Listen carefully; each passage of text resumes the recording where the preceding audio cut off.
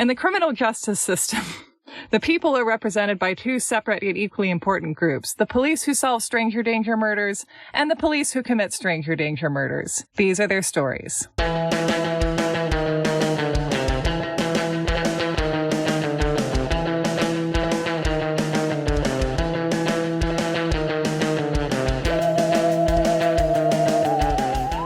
Welcome to You're Wrong About, the show where we ruin your ability to enjoy the Oxygen Network. That's pretty good. And like half of the existing podcasts. I mean, I think that it's still totally possible to enjoy the simple pleasures of true crime, the generic pleasures, as the academics call it, while still being like, I don't like this on a number of other levels. So like, I think, who knows how much we're ruining or not ruining, but we're trying. I'm Michael Hobbs. I'm a reporter for the Huffington Post. I'm Sarah Marshall. I'm working on a book about the Satanic Panic. And we are on Patreon and PayPal, and you can buy lots of cute t-shirts and stuff. And yesterday we recorded our first Ask Us Anything episode, and we talked about Newsies for most of it. I wouldn't say most of it, but definitely, well, you just edited it, so yeah, you're probably right. Yeah, you tried to deny it, and then... Yeah, I was just like, you know what? Why do this? Don't fight it, Sarah. I accept myself. And today we're talking about murder. Can we say murder? I think that's more fun. Yeah. So, full transparency, this is kind of a mini episode because me and Sarah are both working on like big monumental RV episodes. And those episodes are sort of still baking. We've stuck in the tester. It didn't come out clean. So today we're doing a mini-sode about like the biggest topic that a podcast could attempt to talk about. I'm just so excited about where this is going. I mean, this is basically because at HuffPost for the last couple of weeks, I've been working on an article about what is known as the Ferguson effect and just really like the relationship between policing and crime rates. So one of the things that I came across during my travels through all of this literature was this one statistic that I think is just going to be like the heart of this episode is figuring out why police solve so many fewer homicides now than they used to. Were you aware of this? Yes, partly because you've been mentioning it a lot lately. Yes. Like, I know that the police have a pretty low clearance rate. I think I didn't know that they had previously had a high one. So in the 1960s, police solved 93% of murders. That's astonishing. I know. And by 2013, it was down to 63%. And there's some studies that show that it's like now 50-50. So data's hard to get. It varies by city. But like, it's looking like there might be a 1 in 2 chance that if somebody gets murdered in America, the police will not solve it. And it's especially interesting because we really, in America, I think, have a pop culture idea of like, forensic science has gotten so good. Yeah. The system is so powerful now that people can't evade it. And back in the olden days, you could kill somebody and nobody would notice. But like, well, turns out we're not doing so hot. There's also some cities, and this may resonate with you, because Honolulu is one of the cities with the lowest homicide clearance rate, and it's below 20%. It's like 18.8% in Honolulu. Wow. So 1 in 5 homicides gets solved. What? Oh my God. Yeah. But then, it's bad with other crimes too. You like the clearance rate for rape has gone from 73% to 40%. Wow. Things like car theft, like the clearance rate for car thefts is 11% nationwide. So 9 out of 10 stolen cars never get recovered. That's terrible. That's like the acceptance rate at Cornell. I know. That's not great. And also, it's somewhat deceptive because the quote-unquote homicide clearance rate doesn't necessarily mean that the homicide is solved or what we would consider it being solved. What it means is that someone is arrested. Oh, well, we know that people who get arrested always turn out to be the ones who did it. Yes, and also, I mean, some people get arrested, but then they never, like, they drop the charges for whatever reason, or it turns out it's the wrong person, or they get wrongfully convicted, right? We don't know what percentage that is, but it's some percentage. Yes. Police departments are also allowed to, quote-unquote, clear homicides for, like, exceptional reasons. Like, if their main suspect dies. They're like, well, we can never really clear this, so we're just going to mark it as solved because we're pretty sure that guy did it.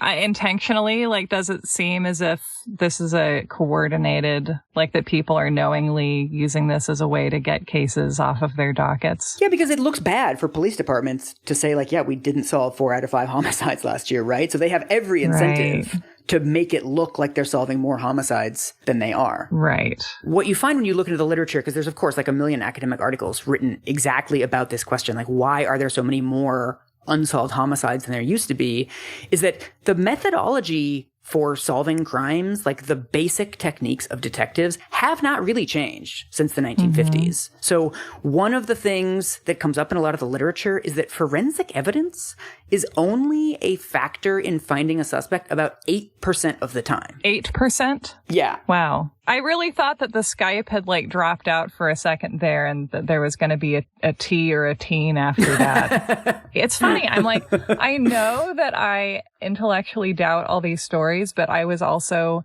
baked in the true crime oven. Totally. As I was growing up, and I'm like, 8? But so forensic evidence is much more often used to gather evidence after you have a suspect. Right. Right. You're like, oh, the fingerprints match on Joe. But if you have like a dead body and you have a fingerprint, there's oftentimes no databases to check that against. You can't do it with a computer. I actually watched a really good episode of Perry Mason recently. I mean, they're all good.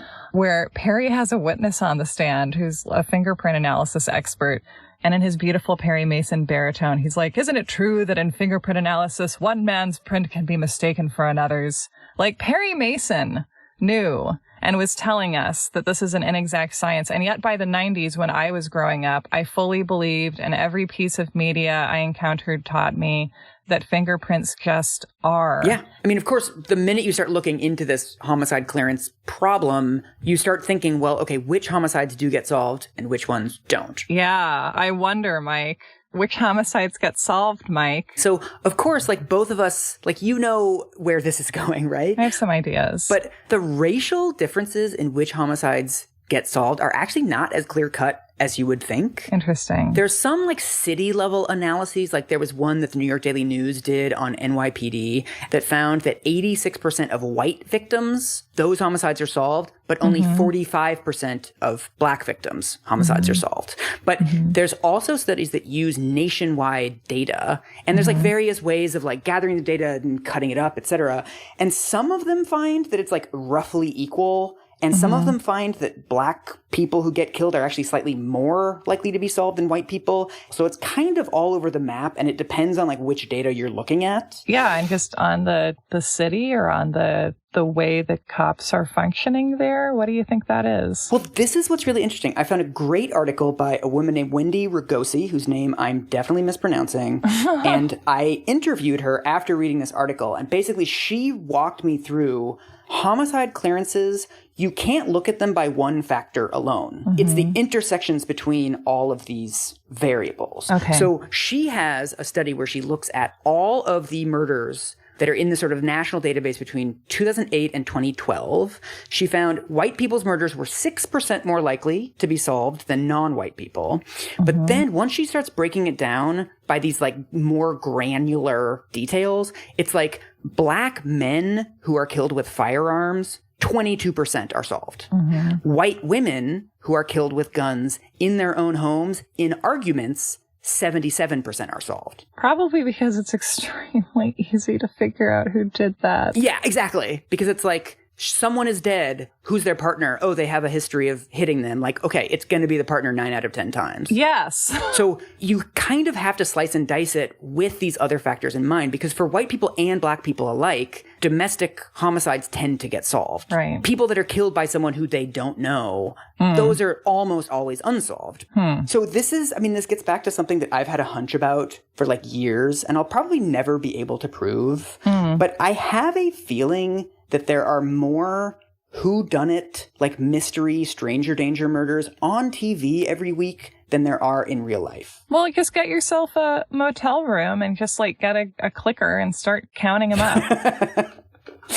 So do you want to guess how many homicides there were in America in 2018, the last year that there's data for? Oh, I feel like my brain is going to overheat if I try and think about all the possible factors. But like, I don't know, 4,800. Ooh, that's close. That's like the right order of magnitude. Okay. There were 14,000, just over 14,000. Oh, really? I remember actually when I was in grad school, I had a boyfriend who was from New York City, and I remember him truly blowing my mind when we were talking about Law and Order, and he was like, yeah, I mean, there isn't a new, like, stranger danger whodunit murder in New York City every single week, let alone enough for, like, just these two detectives to be working on. And I was like, what?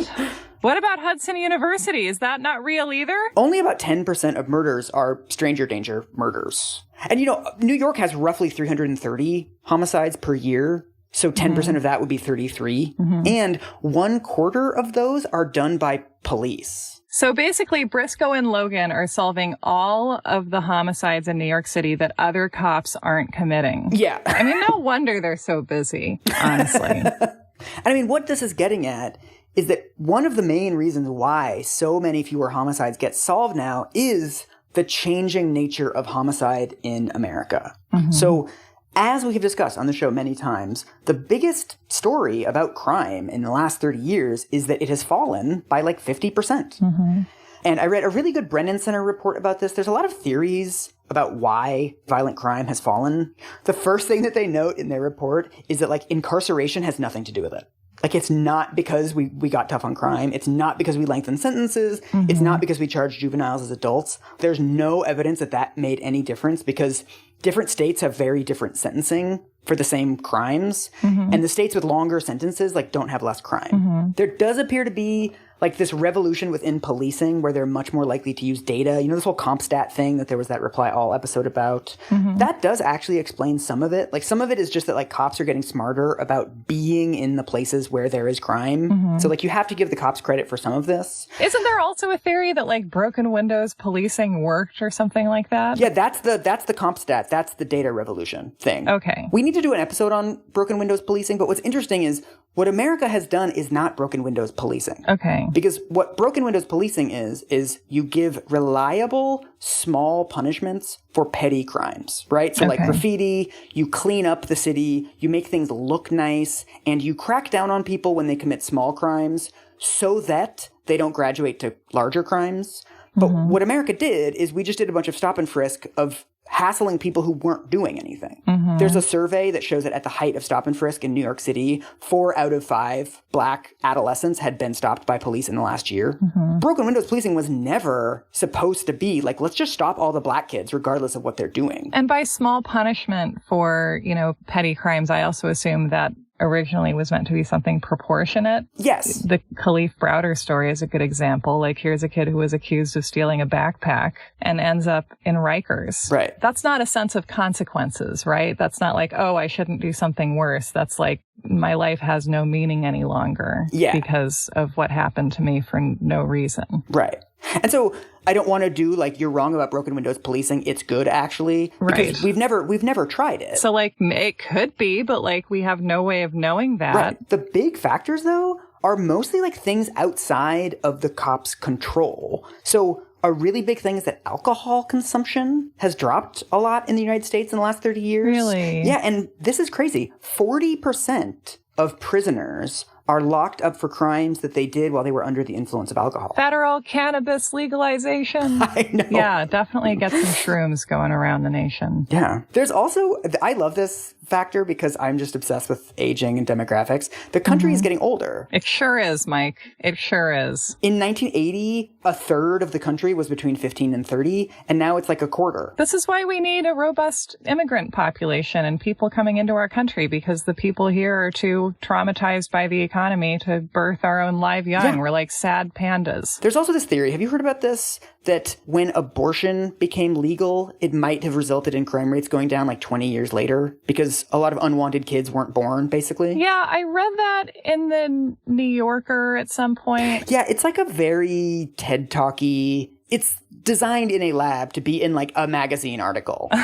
And so I think it probably contributes a little bit. What's actually interesting is that it's not all that clear that the number of abortions rose significantly after abortion became legal. Oh, interesting. Right. So they've looked at Kansas, And it went from 369 abortions per 1,000 births to 414. So from 369 to 414 is like, it's a jump, but it's not, it didn't double, it didn't triple.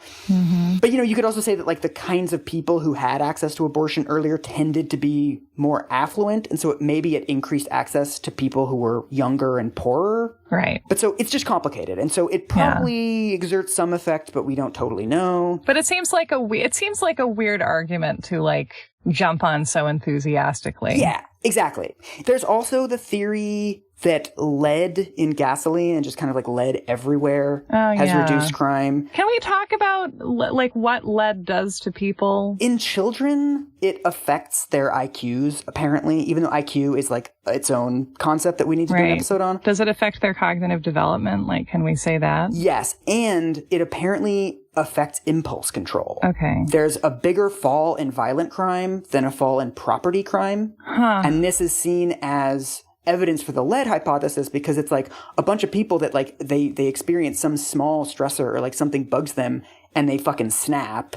But once you have a population that is like basically better at controlling its impulses, you have fewer of those like crimes of passion. But then like how much lead paint was there? Like, were just every crib just coated in lead at one time in America? It wasn't paint, it was gasoline. So gasoline results in lead particles being sent up into the air. Oh my God. So there was just lead fucking everywhere. Fucking everywhere, dude. And like it was like when you drive past like cornfields in Iowa, like you can test fucking crops and they'll have particles of lead in them. Is that why all the boomers are like this? They all have no impulse control and they won't wear fucking masks? Why are all my mom's friends making pickles together? I know. I'm a lead truther. I went from 0 to 60 like very quickly here. Oh my God. We just loved poisoning everybody for like most of the 20th century. We were like, poison. It's the best. But so there's a million reasons, and I think all of them probably contribute to some extent. Like crime is a very complicated phenomenon that is going to be caused by like 50 different things, some of which we don't even know about, I'm sure. And then we can't know how all these different factors are relating to each other. Yeah. I mean, people are sadly predictable, but the circumstances that buffet us around aren't. And there's just so much to everybody. And, the criminal justice system, the worst aspects of it really flourish on the idea that you can understand, the entire soul of someone who's just being arraigned in front of you. Right. The idea that anyone can really figure out the true cause of an event. It's pretty hubristic, isn't it? But so all of that has happened. Crime has fallen. That's the thing that we know. It's not just that there are like half as many murders now as there used to be, but the character of those murders has also changed.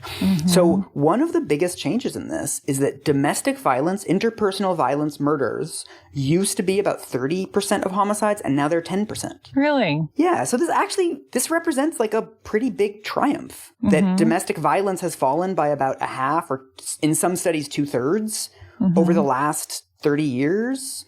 The Violence Against Women Act was passed.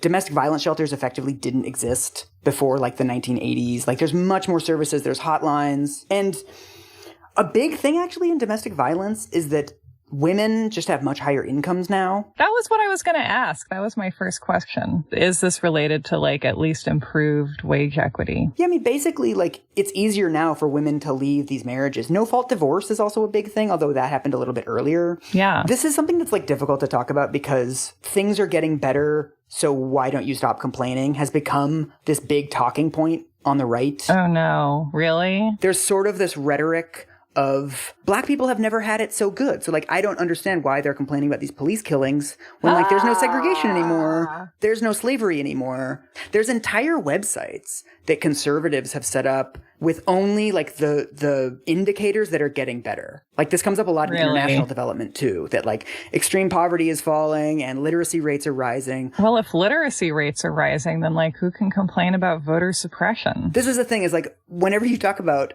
things getting better, people will point out that like the only people talking about things getting better now are like arch conservatives who are using this as arguments against any further progress. Right. So it's difficult to bring this up because you sound like these assholes, but it's also like it's important to understand the mechanics of like how things get better and why, without then implying that, like, well, domestic violence obviously isn't an issue anymore because it's gone down by 2/3. Well, like, yeah. Isn't it so great that only 10% of murders relate to domestic violence? Like, wow. Yeah. For someone to make that argument, they have to be able to dismiss a very high number of deaths as, like, irrelevant. Yes.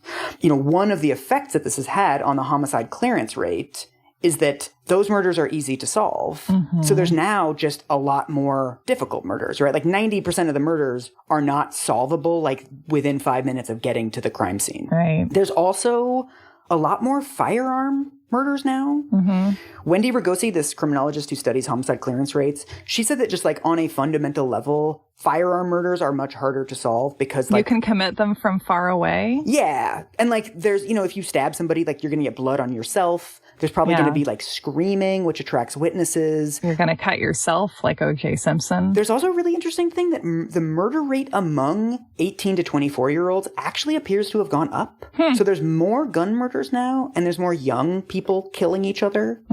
And crime has concentrated. Half of all murders are in like cities, like large cities that contain about 25% of the country's population. And about a quarter of the murders are in like within those cities in like very poor, very marginalized neighborhoods that are home to about 2% of the country's population. Oh, shit. So really, if you look at the statistics now, you have to be talking about these specific worlds in which there is an incredibly high crime rate and in which people are living in very real fear and focus on like alleviating that rather than being like, wow, this number for everyone sort of evenly spread. I feel jeopardized. And so I found a study of all of the homicides in Boston between 2003 and 2014. So like every single homicide, 70% of them occurred in just 3 police jurisdictions out of 12. Between the Afflecks and the Wahlbergs. 2/3 of the victims were Black. 2/3 of the victims were between 18 and 34, and 3/4 were killed with guns. So again, like how many murders of this type do we see on TV every week? Mike, I watch TV. I know what the most common form of homicide is. It's when you're a young white woman with a beautiful, idyllic life who comes home and there's a serial killer there and he kidnaps you and takes you to a cabin. And I mean, this gets close to another extremely gross trope of like conservative thought, which is this like nobody cares about black on black crime trope, which I'm sure that you've heard. Oh, I'm on Twitter, Mike. Yes, oh, yeah. I read Twitter every day. It's become this like incantation that like conservatives say whenever you talk about anything. You're like, oh, I think it's going to rain today. And they're like, what about black on black crime? So, I mean, conservatives use this to basically say that there's like something wrong with the culture of Black America. Like this has always been the purpose of bringing up these statistics. But the actual reason why there's so many of these homicides is because people kill people that they know. Yes. Most white people are killed by white people and most Latinos are killed by other Latinos. And like we live in a pretty segregated society. So this is nice. We can dream of a world where people are getting murdered by their loved ones of all different backgrounds. Yeah. Yeah, that'll be good. A rainbow of murders. Of people murdering each other. Yes. But yeah, I mean, it's so funny how you can take something that is this classic conservative talking point and be like, well, okay, what about white on white crime? Like, doesn't that also suggest there's something wrong with white people? Well, exactly. So the majority of murders in America are exclusively between men. 3/4 of murders are man on man. Why don't we talk about man on man murders? But so I talked to a number of criminologists for this, and what they all said was that like the most common form of murder in America is 2 men who get into some form of argument, some sort of altercation, and then the altercation escalates into violence. One of them has a gun, both of them has a gun, etc. This is not the majority of murders in America, but this is like the largest portion of murders in America. The single largest slice on the pie chart. Yes. But so what's so interesting is because these murders are mainly taking place among men and mainly taking place in a very small number of high poverty neighborhoods and majority black neighborhoods, these often get chalked up as gang-related or drug-related homicides. What's really important to know about these things is that police departments and politicians are using these terms to get themselves off the hook for not solving these crimes.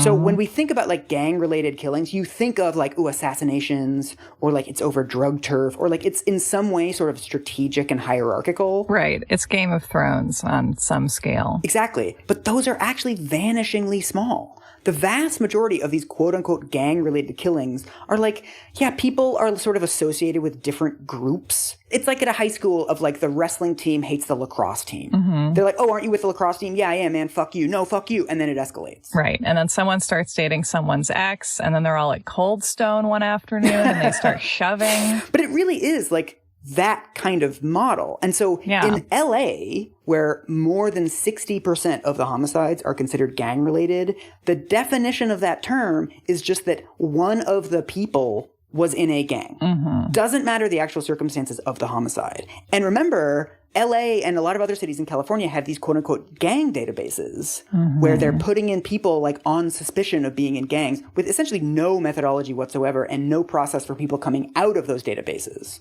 So there's some cities where half of the black men between 18 and 26 are in these databases.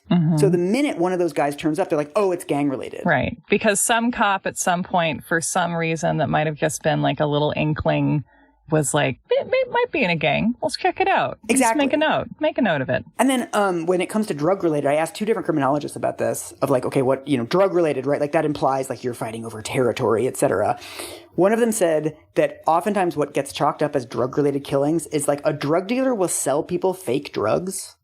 And then their customers will come back and like shoot them because like they're going through withdrawals, and withdrawals makes you really like angry and impulsive. And so a drug user killing their dealer, like I guess that's drug related, but that's not drug related in like the way that civilians understand that term. Well, and you've also just been screwed by someone. Like it's a theft, basically. Like someone has defrauded you. Yeah, it's like a revenge murder or a theft murder. Like you can call it any number of other things. Right. I also interviewed a researcher named Richard Rosenfeld, who also studies homicide dynamics. And he said that a lot of these quote-unquote drug-related homicides are driven by the fact that drugs are illegal.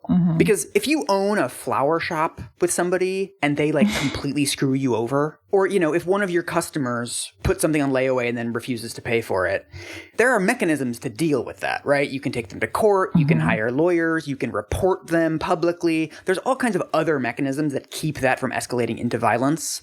But because drugs are illegal, there are no formal systems that you can go to. So you sort of have to rely on these informal systems to moderate disputes. There's also some police departments that will mark any murder as drug-related if either the victim or the perpetrator has drugs on them. So if you have some like weed gummies in your pocket and like somebody kills you over like a love triangle dispute, it's like, oh, it's drug-related. Yeah, that'll probably happen to me. But in the same way, it's like if we're talking about like you can title the murder after anything found on your body at the time that you were murdered, then like you could also say it's baseball cap related, it's bracelet related, it's tampon related. I usually have a banana with me. How do you keep it from getting smashed? It usually just gets smashed and then I eat it anyway. Okay. It's not a good strategy.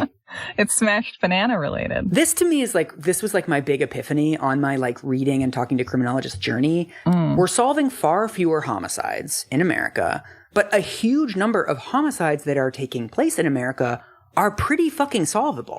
There's typically witnesses. These people know each other. Like, these are not whodunits, right? So why aren't we solving them, Mike? What's going wrong here? So now we go to, what are the things that make crimes more or less solvable? Ooh, cool. This seems like a fun game show. I want to have like a board and I can like pick things. I was thinking of like, I'm taking you deeper. Like, this is like, I've given you the red pill, but now I'm giving you like the pink pill. We keep going the down. Pink pill. Yeah. Some cities have really high homicide clearance rates and some cities have really low homicide clearance rates. It's like pretty amazing. Some have like 75% and some have like 25%. There's two main factors that affect how likely police are to solve homicides. And the first is competence. One of the most important factors for solving a homicide is getting there fast.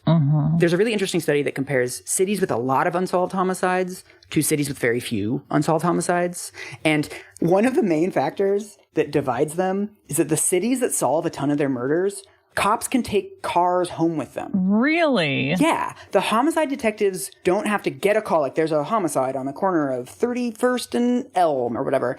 And then they have to drive to the police station, pick up a car, and then go to the crime scene. And that ends up taking like 35, 40 minutes. Whereas in the cities where they solve more homicides, they just keep a car with them. They just like drive that home that night. And then if there's a call, they can get there within, 15 minutes. What are the reasons for not having them have a car with them at all times? Is it just lack of funds? I mean, they have lots of money, so I guess not.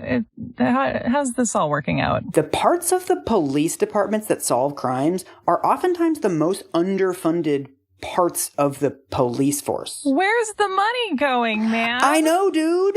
It's going to like low-level stuff. A lot of these homicide departments run on overtime. Like, this is how the detectives get paid, and this is how they run just like as a standard. But like, you can't have a team of like high-level professionals that are working 80 hours a week. That's not an effective way to do your job, is just to constantly be working. No, you burn people out that way. Yeah. And also a lot of them, they don't have copiers. They don't have like legal and administrative help. Like a lot of the tasks of solving murders is like, finding suspects and like running checks. Like, it's a lot of tedious work, and you need a lot of like low level workers to do that stuff. You need to call people. You need to check in on stuff. You need to go and like interview 25, 30 witnesses. You just need it just takes time to do that. And they're not investing in enough personnel to do that. I know Briscoe and Logan make it look so easy. I know. It helps that everyone they talk to has like a perfect documentary-like memory. And this is one of the things that the study finds too, in that one of the most important aspects of getting to a murder scene early is that you have to interview all the witnesses before they leave and before they start to talk to each other and their stories change. That's why you need to get there within 15 minutes, because otherwise people are going to stand around and they're going to chat with each other and be like, oh no, I saw this, I saw that, etc. So a lot of it actually comes down to like the patrol, like the low-level patrol officers that get there in like a couple minutes. Those people need to be able to canvass the scene, preserve evidence, and identify all the witnesses and keep them there and keep them apart from each other. There's actually a study from 1971, this really famous Rand Corporation study, that said that 87% of all homicides were solved by the first officer on the scene. Like, it doesn't even have to be a detective. It's just like you show up and like there's a dead lady and like the husband is there crying with like a gun in his hand. And you're like, oh, okay. And it's fresh. Right. Yeah. I think that the popular conservative belief is like, crime is getting worse somehow, or that the police need more power to do something with. And if only they had it, then they could fix all this violence. And then when you look at like, okay, so if we've had very good reason to believe and have known for a long time that it seems to come down to like, can we get the police on the scene extremely early? Can we have the resources to like do all the tedious stuff? If we know what we have to do and aren't doing it, then that suggests that that's not really where our interests are and not what the police are most invested in doing with their time. Yeah. I mean, this gets to the next element of what you need to solve crimes. And that is trust. What Wendy Ragosi, who studies homicide clearance rates, what she told me is that, advances in forensics, advances in technology, etc., the most important thing for solving a homicide is, can you get witnesses to talk to you? Like, that's what it comes down to. It's funny, we were just talking about this as like how journalism works. And like, why would policing be any different? Yeah. And so in this study of, competent police departments and incompetent police departments, the incompetent police departments, the departments that were solving very few of their murders, they're like, anonymous tips, LOL. We never deal with it. We have a hotline number, but it's all bullshit. It's lies. But then the competent police departments, the ones that are solving more of their murders, are like, we use anonymous tips all the time. We get good anonymous tips of like, this is where a suspect is hiding out. This, that gunshot you heard the other night, this is the person who did it. We actually rely on those a lot, and they're really useful. And the difference is that those are the police departments that have built trust with the communities. Yeah. Because people will actually report stuff to the cops because they don't think that someone is going to come and like fucking beat them up or like do some stop and frisk bullshit if they report something. So you have sown the seeds of mistrust with communities. And the researchers actually call it a barrier of mistrust. That it's like a wall has been built between the cops and the communities. Like, you need communities to solve crimes. And the fewer crimes you solve, the more mistrust that is going to engender in the community. So it becomes this reinforcing cycle. So, like, don't be feared by the community that you're trying to protect. And then maybe you'll be able to protect them. Yeah. Or, maybe you're not trying to protect them, but then don't give up on that and then claim that that's what you're trying to do. I mean, one of the most interesting studies on this exact effect, comes from a researcher named Donica Gordon, who looked at a city. She had to anonymize it. She calls it River City, but I'm pretty sure it's Chicago, that went through a process of redrawing its districts for its police. You know how police have like the Eastern Precinct and the Western Precinct? Like, these are districts that are specifically drawn for like what is their jurisdiction going to be. I did not know that, but I do now. Well, neither did I before I found this article. So what Donica looks at is this process where they basically redistrict this entire city around the different strategies that police are going to have. And so in the sort of wealthy district that includes the downtown, all of the policing strategies from the top down is based around preserving economic activity. Like, we have to make things peaceful and nice so that, law-abiding citizens can get to work. In her article, she calls it District A. This is an excerpt. 2 sets of practices characterize service provision in District A. First, officers provided prompt and thorough responses to citizens' calls for service. During ride-alongs, patrol officers suggested that there was not less work in District A.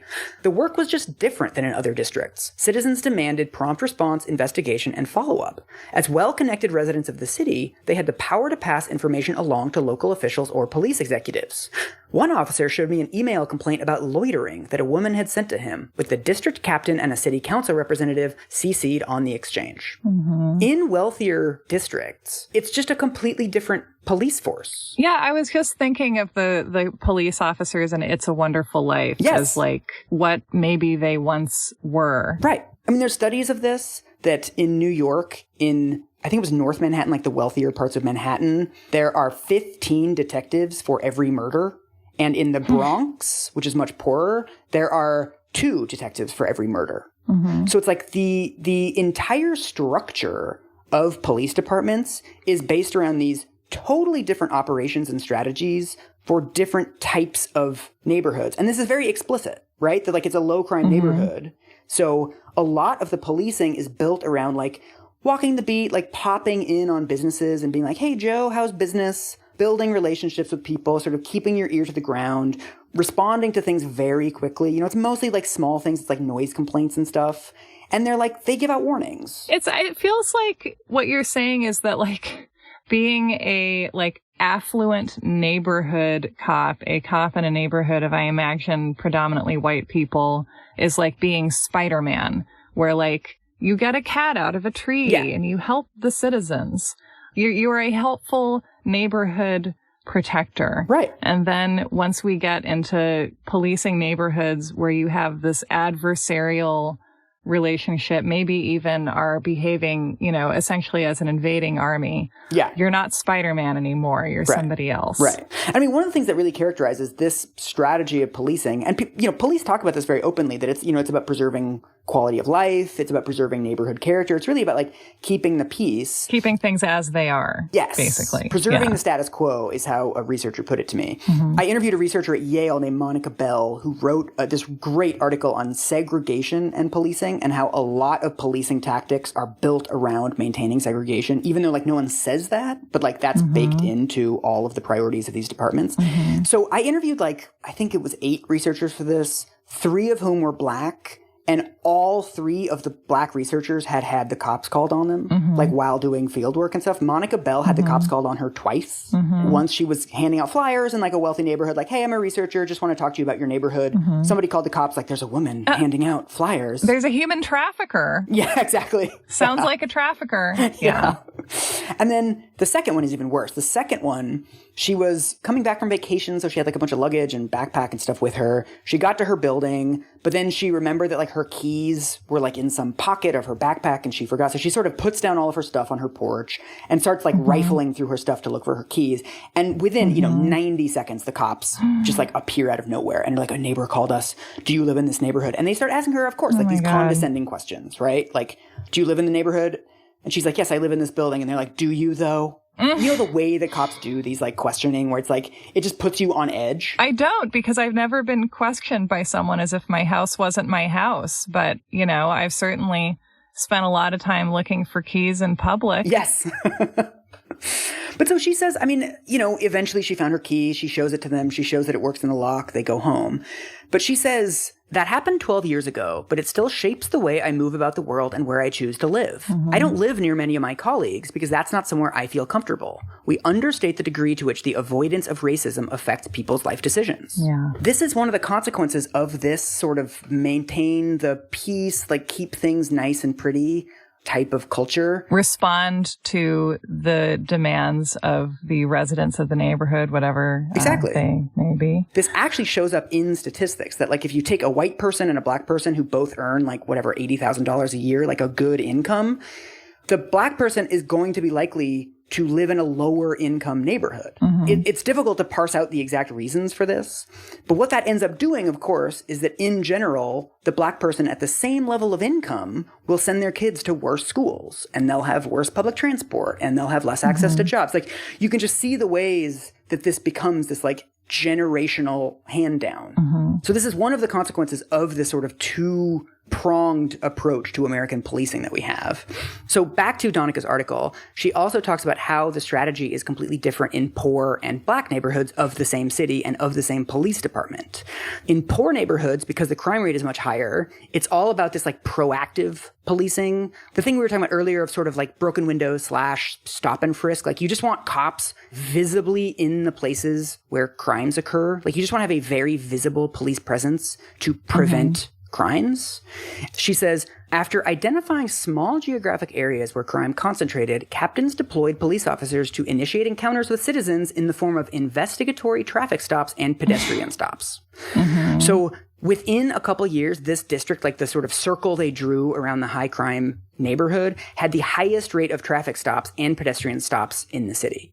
They basically just start like surveilling people and stopping them and hassling for no particular reason. It's like this weird, more all-encompassing Minority Report where essentially like what you're doing is criminalizing an identity and like forming a self-fulfilling prophecy, right? I mean, because also I feel like the things that people of color get arrested for in this country and end up serving time for, I mean, they're, you know, sometimes there's like real crimes, but a lot of these crimes are just like non-crimes. Yeah. Or it's low-level crimes that like white kids get away with. Yes. Shoplifting. Like when I was a kid, I shoplifted a shitload. I broke into like reservoirs. Like I did all kinds of stuff that if there had been police around, I would have been in trouble. Yes. Like this is like one of the rites of passage of adolescence is like going to places where you aren't supposed to be. Like it's wholesome. Yeah. But I mean, one of the challenges with this approach is that it did actually reduce crime. And this is what makes it so difficult to talk about. Well, so does the Minority Report approach, I think, probably. If you place a population under surveillance to this extent, like, yeah, it's, you know, they're going to commit less crimes. But that doesn't mean that that's the only approach that would have reduced crime. I had an old philosophy professor that would always talk about how if you really want to reduce crime, you would just lock up every boy in America between 16 and 24. The crime rate would be almost zero if you did that. Yeah, they're going to come out like in real bad shape, though. Well, exactly. Like, what are the costs of doing that, right? Like, reducing crime is not the only consideration that we as a society have. You create greater problems for later on. Yes. And so one of the things that Donica also finds in this research is that because everything is focused on proactive policing, right, this Minority Report shit, they're really, really, really slow to respond to calls. That if somebody says, like, someone broke into my store, sometimes the police don't come till the next day. Really? Yeah. Why? Because they're like, we're in the business of preventing imaginary crimes, ma'am. Well, this is actually what the cops say to her, is that they're focusing on violent crimes. They're focusing on murders and assaults and rapes and shootings. But that also means that all of their time is being spent trying to prevent and handle these high-level serious crimes, which means all of the crimes below that just drop to the bottom of the priority list. This is a quote from one of the residents in this neighborhood that Donica interviewed. The people here get shitty response times, and yet you look at people in the rich neighborhoods. If their garage gets broken into, the police are there in 20 minutes. Why is that? Another resident described her perception of the city's investments. Of course they love the downtown. but our neighborhoods were like stepchildren. So why do people not want to come forward when murders happen? Like, why don't people want to help the cops solve crimes? I fucking wonder. Of course, people are not going to believe the cops. People are not going to want to help the cops. The cops are never there unless they're there to harass you. But when you actually need them, they don't show up. This is also something that Briscoe and Logan are very good at, where like they'll often have to question people in the neighborhood who are like, I don't want to talk to you. I'm, a sex worker. And they're like, we don't care. Right. Tell us about the murder. Live your life. And then people are like, oh, okay. And it just always goes great. I mean, I also interviewed a researcher named Michael Sierra Arevalo, who is a sociologist who spent 1,000 hours on ride-alongs with police. Wow. He won't tell me which cities, but it's 3 different cities. And so he says that, like, whenever he tells people that, they always ask him, like, well, did they say racist shit? And he's like, you know what? They did say racist shit. Like, every once in a while, they would say some racist shit. But, like, the much bigger problem, if you could, like, wave a magic wand and every single police officer, no racial bias, colorblind, kumbaya, completely fine, right? Well, they're still working under these police departments that have completely different mandates, completely different operations. It's like they're different departments in different neighborhoods of cities. So it's like, even if they're like super hearts and minds, whatever, there's still going to be way more of them in poor neighborhoods. There's still going to be these dumb anti-gang units in poor neighborhoods fucking with people. There's still going to be stop and frisk in poor neighborhoods. What he said was, these are policies working as intended, right? It's not that the system is good and like some racist cops are fucking it up. Right. It's that the system is fucked up. And so, of course, racism makes all that worse, right? Like, we don't live in a world where there is no racial bias among police officers. But like, even if you got rid of that, it's baked in these completely different operations, right, depending on which population is being policed. I feel like this is like an example of making the wrong wish, right? Because the answer shouldn't be like, give the cops no racial bias, like make them colorblind. It's like, no, make the cops like very aware of race, but in the way where they're like, wait, am I a pawn in the machine of white supremacy? Right. It certainly feels like it right now, based on what I am being asked to do. Yeah. Like, that's what's happening, is that like police have destroyed any credibility that they have in the communities where they're trying to solve crimes. Like, they have shot themselves in the foot with this shit. Well, then it's like, do they even want to solve crimes? Like, is that where the department's priorities are? I mean, this is like a larger question of like, how much can we read into the intentions of these departments by their actions? Right.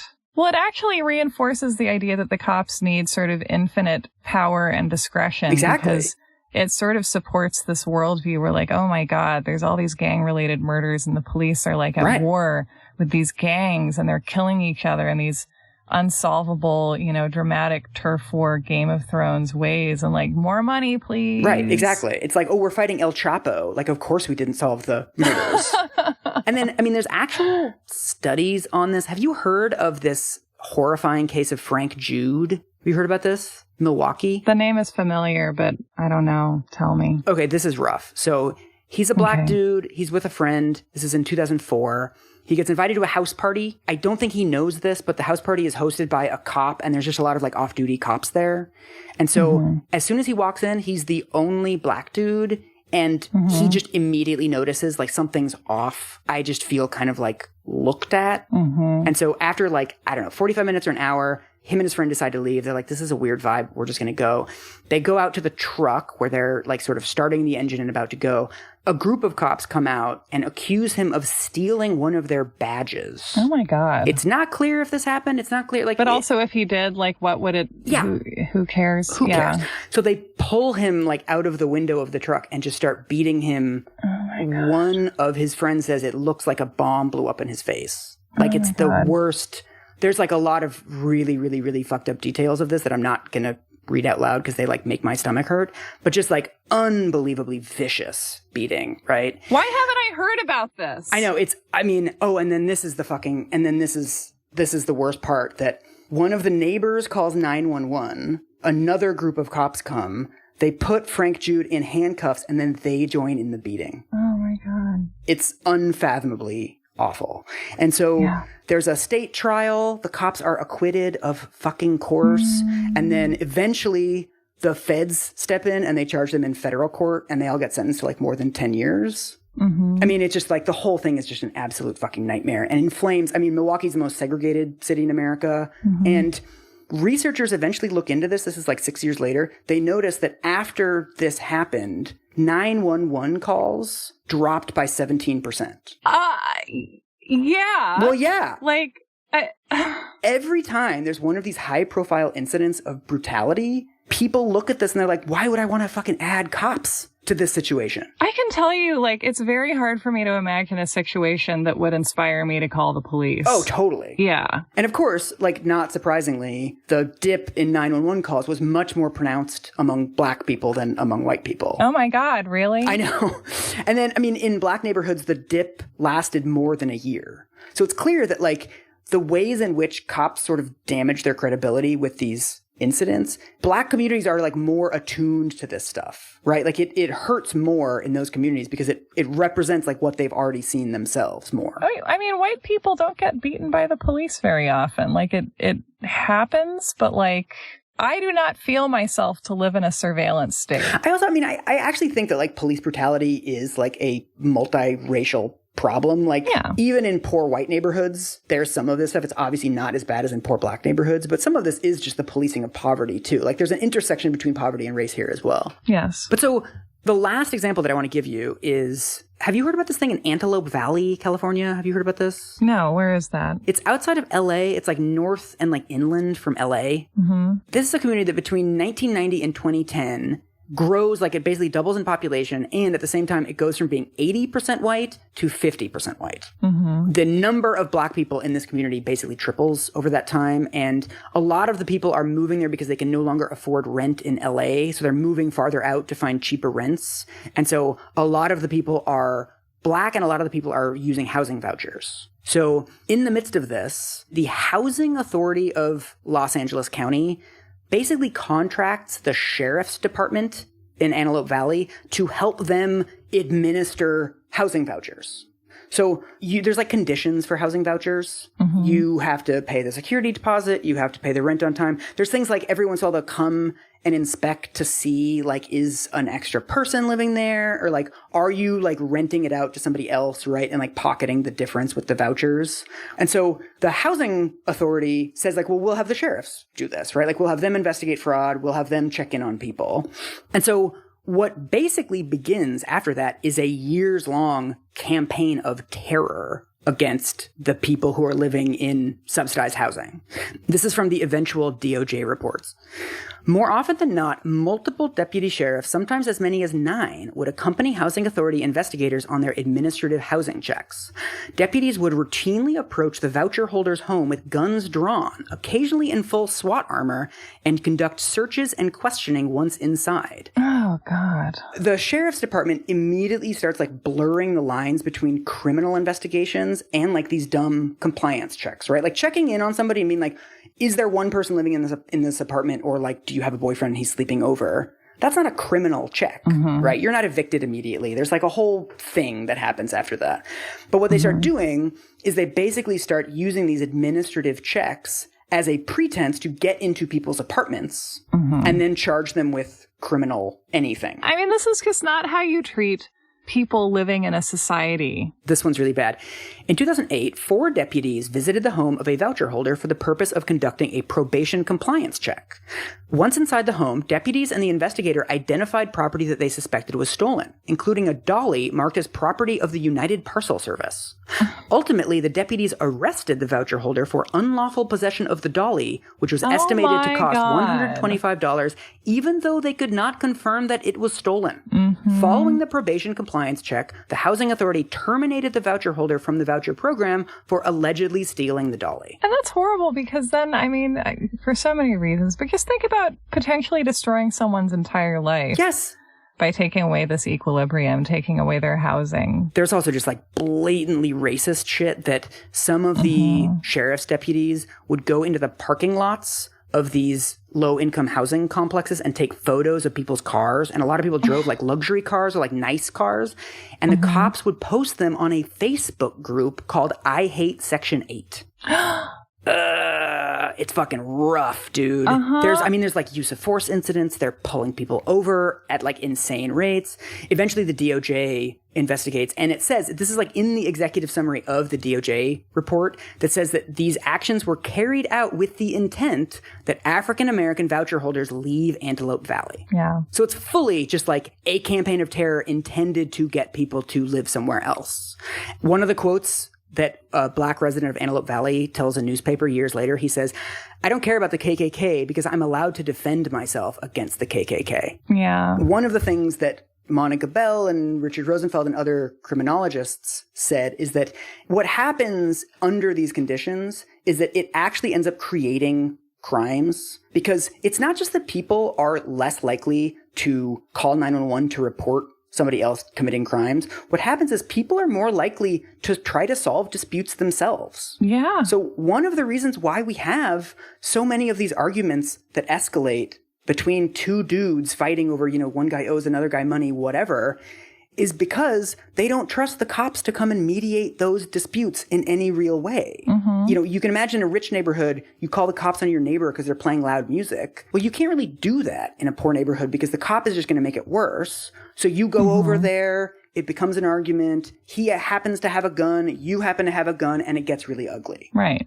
Or you're just like, hey, my baby's sleeping, and like maybe it doesn't escalate to murder, but it escalates to like a scuffle or to like bad relations with the neighbor. And then, just the idea of like not being able to have a sort of third party whose job it is to mediate disputes. Yeah. It's just what people deserve to have in their lives. And it's also something that like people in rich neighborhoods kind of de facto do have that. So much of the rhetoric that we have around policing now is a lot of people saying like, well, I don't see why everybody's so mad at the police. I've only had good experiences with the police. It's like, well, that's because police are being incentivized to give you good experiences in your neighborhood. A lot of this does come down to just like the legacy of segregation, which is behind like everything in America on some level. And just like the total blindness of people who live in rich, quote unquote, safe neighborhoods to like what the police are doing elsewhere. The way that Michael Sierra Arevalo talked to me about it is like this form of harsh policing, like the stop and frisk, the low-level stuff, SWAT raids, all the sort of increased militarization of like the low-level day-to-day activities of police. We've always said it's necessary to reduce crime, right?